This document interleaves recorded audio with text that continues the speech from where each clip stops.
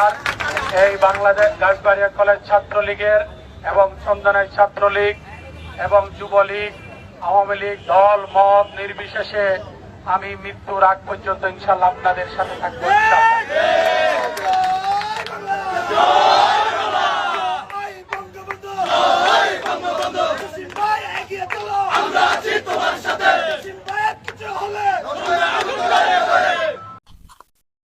আজীবন আওয়ামী লীগের পাশে থাকার ঘোষণা দেওয়া জসিমউদ্দিন আহমেদ এবার বিএনপির প্রার্থী।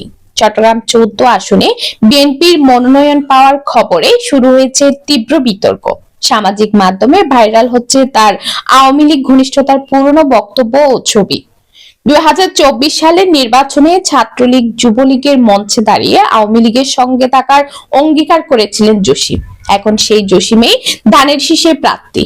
এতে বিএনপির ভেতরেই দেখা দিয়েছে অসন্তোষ। এদিকে তার বিরুদ্ধে হত্যা, গুলিবর্ষণ ও ঋণ খেলাপি সহ একাধিক গুরুতর মামলার অভিযোগ রয়েছে। মনোনয়ন নিয়ে দলীয় অঙ্গন ও রাজনীতিতে প্রশ্ন। বিতর্কিত অতীত নিয়ে কি ভোটের মাঠে নামছে বিএনপি?